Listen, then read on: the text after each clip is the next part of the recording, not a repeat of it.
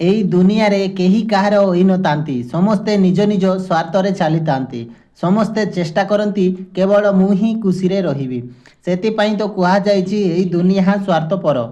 କାହାରିକୁ କିଛି ଫରକ ପଡ଼େ ନାହିଁ ଆପଣଙ୍କୁ କାହା କଥା ବାଧୁଛି ବୋଲି।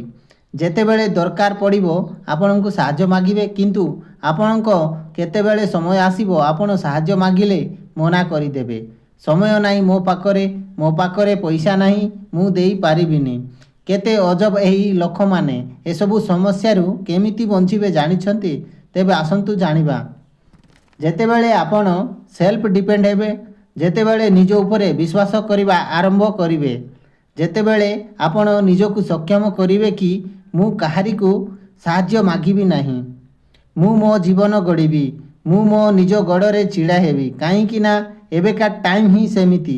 ସମସ୍ତେ ନିଜ ନିଜ କାମରେ ବ୍ୟସ୍ତ ରହିଲେ କାହାରିକୁ ଟାଇମ୍ ଦେବା ପାଇଁ ସମୟ ନାହିଁ।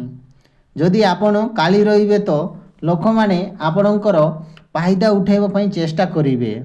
ସେମାନଙ୍କ ମନରେ ଥିବ ସେ କ'ଣ କରୁଛି କି ସେ, ମୁଁ ତାକୁ କହିବି ସେ କରିଦେବ, ସେ ମୋ ସହ ଯିବ। ଆପଣ ଯେତେବେଳେ ଜଣଙ୍କ ପାଖେ ସବୁବେଳ ପାଇଁ ହେବୁଲେବୁଲ ରହିବେ ତାଙ୍କର ସେହି ହିଁ ଅଭ୍ୟାସ ହୋଇଯିବ ଆପଣଙ୍କୁ କାମ ଦେବାରେ। ଯଦି ଆପଣ ମନା କରିଦେବେ, ନିଜ କାମରେ ବ୍ୟସ୍ତତା ରହିଯିବେ, ସେ ଲୋକଙ୍କୁ ଖରାପ ଲାଗିପାରେ ସେ ଜାଣିଲା ପରେ, କିନ୍ତୁ ଜୀବନରେ ବହୁତ ଷ୍ଟ୍ରଙ୍ଗ ହୋଇଯିବେ ଆପଣ। ଆପଣଙ୍କୁ ଏବେ ଏକା ସବୁ କାମ କରିବାରେ ଡର ଲାଗୁଥାଇପାରେ, କିନ୍ତୁ ଯଦି ଆପଣ ନିଜଠାରୁ ନିଜକୁ ବଦଳାଇ ଦେବେ, ଏକା ବଞ୍ଚିବା ଶିଖିବେ ତ ଆପଣଙ୍କୁ କେହି ଥାଉ କି ନଥାଉ ଆପଣଙ୍କୁ କିଛି ବି ଫରକ ପଡ଼ିବ ନାହିଁ।